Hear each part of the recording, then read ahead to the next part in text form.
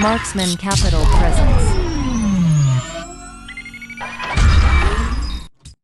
Welcome to part 2, and in the previous part we have covered quite a lot of fundamentals of Amazon, and this is the part where we want to cover a little bit more on the fundamentals and then on the price trends, the technical analysis, and some of the valuation also as well.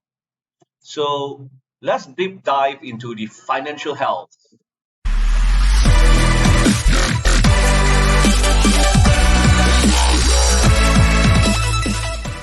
So when we look at financial health, the very first thing that comes into mind is always about the assets versus liabilities. So if the short-term assets is actually more than the liabilities, then it's considered healthy. Or most people, they call it the current ratio, which means the current assets over the current liabilities with this yellow below this liabilities below the yellow line is considered healthy. All right, so even if the long-term liabilities is also lower than the current assets, it's also considered healthy. So now the second thing is also to look at the debt to equity. So the debt to equity must be below 50% debt to equity. So debt over equity right here. Let's see if it is lower than 50%. So debt is around 52 billion USD and the equity is around 114 USD. So with that, it's around 45%, and of course, it's less than what is less than 50%, which is considered also healthy as well. Then the last thing we want to look at is the debt servicing ratio. So debt servicing ratio means that we take the net interest expense, which can be seen in the Amazon income statement, annual income statement. So we can either take the tracking 2 month, tracking 12 months, or we can also take 2020. All right, so either one doesn't really matter. So if we take the latest one, let's say tracking 12 months, so with this value right here, it's about 1.6 billion.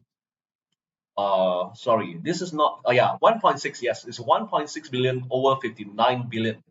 So the debt servicing ratio has to be less than 30% to be considered healthy, and this is only 2.8%.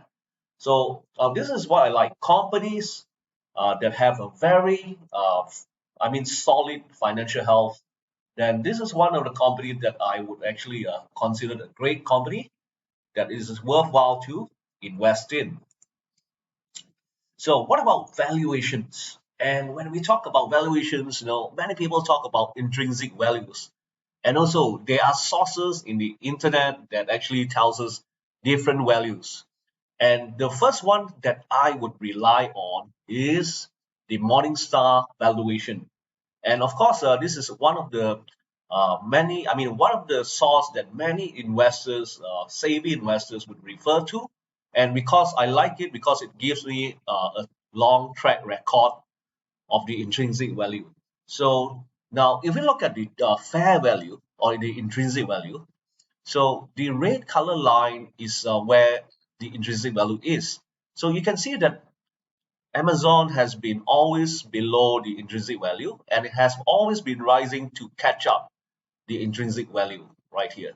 So right now, what is the percentage of the all right, so now it is around 19% undervalued. So it can be changing all the time because this has just been taken on 15th of October, and now we're at 24th. We're just we're 9 days away. All right. So now there are also the other two sources that also says it's undervalued. So right now, Simply Wall Street says the fair value is about 5,470, and it's around 38% undervalued. And on the right hand side, where it is the source from Guru Focus, it says that it is quite near to the, it's actually quite fair. Currently, it's around 3% undervalued. So now all the three sources might have different magnitude of valuations right now. But all in all, they all say that it is either fair value or, I mean, all of them are actually from fair value to undervalued at the moment. So now another thing to assess is the technical analysis.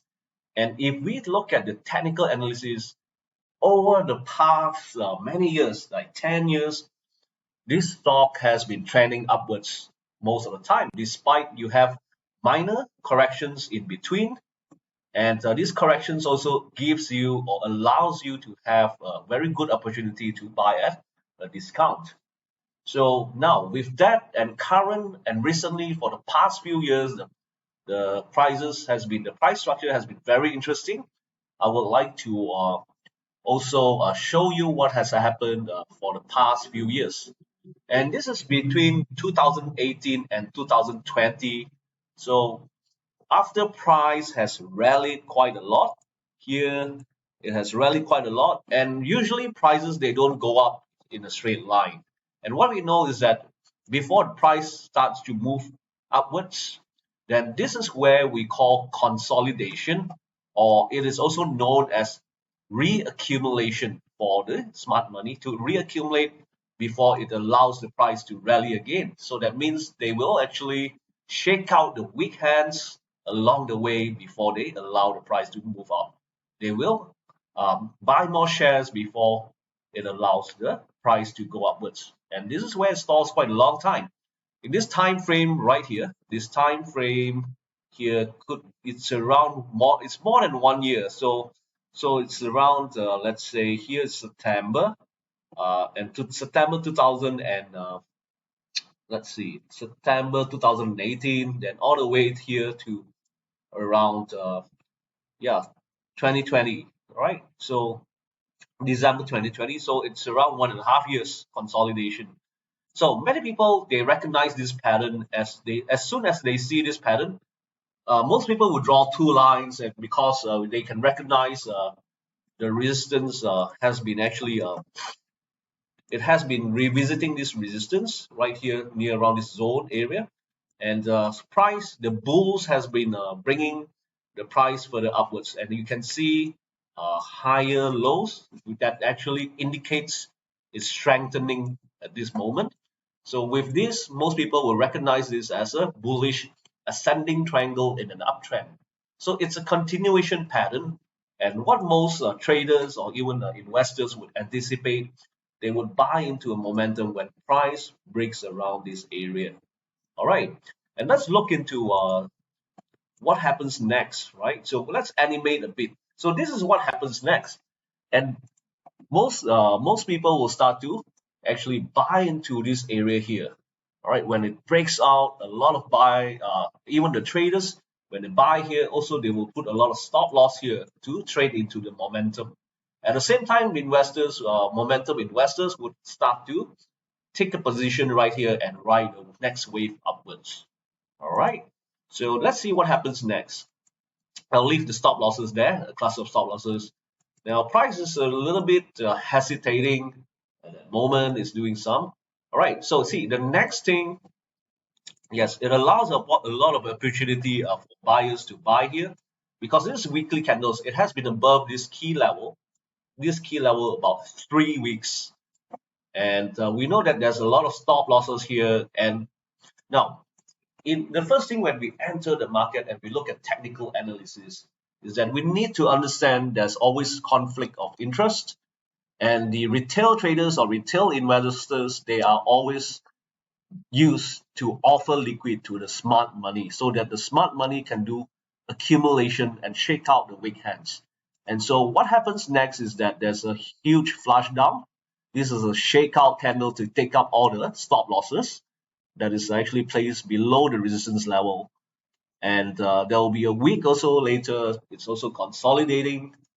And even now, this is the thing that actually scares most of the trader because it breaks below this trend line or the increasing ascending support here, the diagonal support. It has broken, and this part here, many of the breakout traders would recognize this as I would say would recognize this as a bullish ascending triangle that has actually failed. So what they do when this fails, so when this fails is that most of them will start to short around this area right here. All right.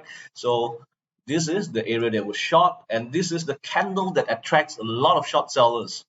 Now think about it. If you're the smart money, which is the most liquid part, sure there's a lot of liquid here that can be actually stop losses are taken out where they can accumulate at this area, and also at this area where a lot of short sellers they actually come into this area, and who would be buying, right? Because you want to trap the short sellers, and of course before this you want to trap the short sellers so that they actually you know uh, they stay in the trade, they don't go out from the trade while taking profit at lower levels, right, while they're shorting it.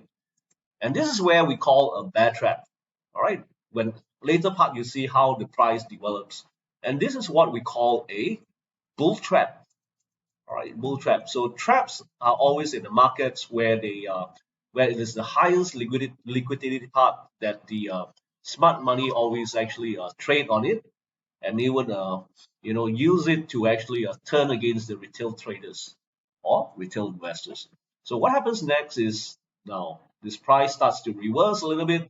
Now the next candle becomes a huge big candle, and also this is where I have actually bought some of the shares, and it was actually on the first quarter of 2020.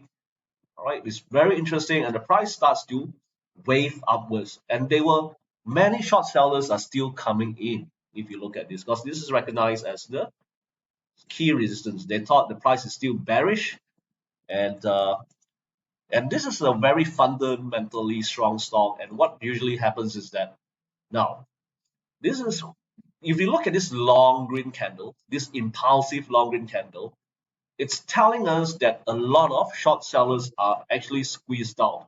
Imagine they are shorting over here at this level. The sellers, they're shorting over here, and they would place their stop losses around here, which means the stop losses to cover the short position would be actually an automatic buy order. All right. So automatic buy order, which means if the price goes against them and comes up to this part, then this is where the price behaves like an explosion upwards. Every short sellers that actually sold at this area here or this area, they would actually be buying in panic right here.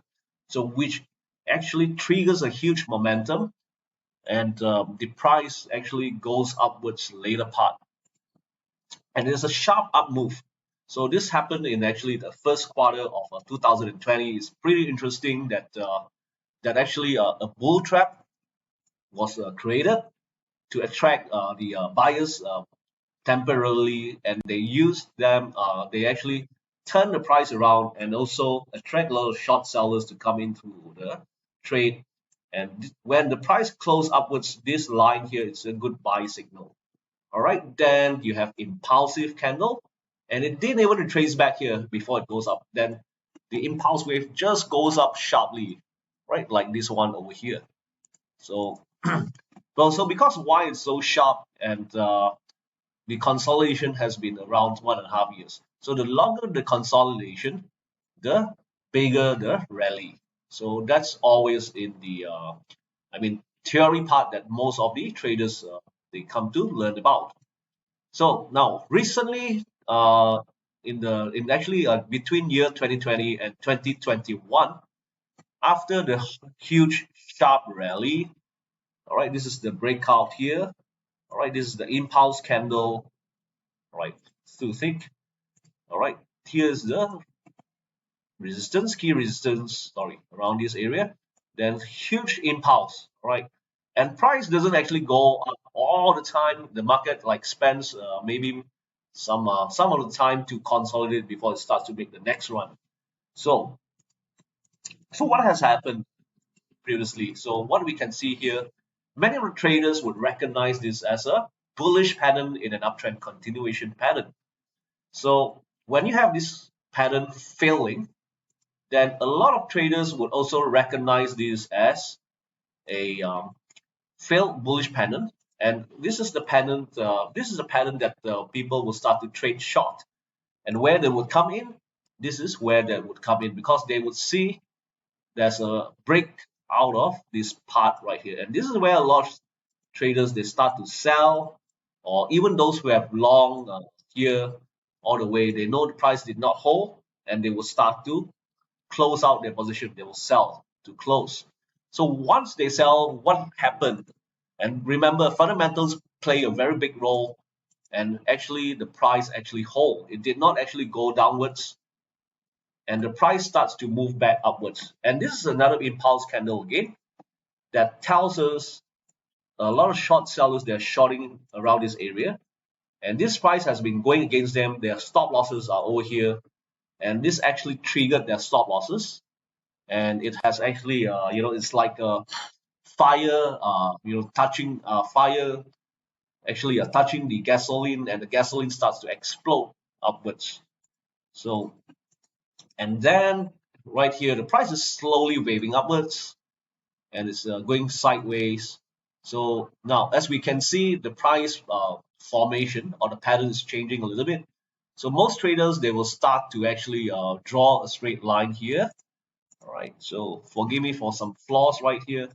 All right, so here's the line, and because you can see that this is actually a key resistance, it has been tested about 3 or 4 times around that zone, and these traders would start to go long when it breaks out. So what you can see here is there's a huge bear trap over here, which is took quite the week, like a 1 month plus for it to form.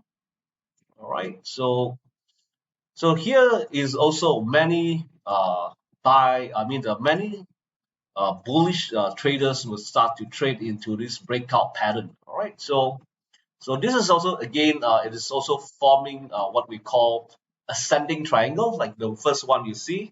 So a lot of traders will start to go long over here. And if you remember just now, there was a bull trap, right?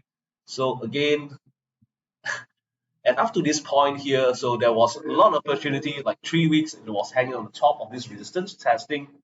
So there were a lot of buyers, and the next thing you know, uh, the market makers will start to, the smart money will start to flood the market down with a lot of huge sell orders right here. So there's a huge red candle here that's taking out a lot of stop losses.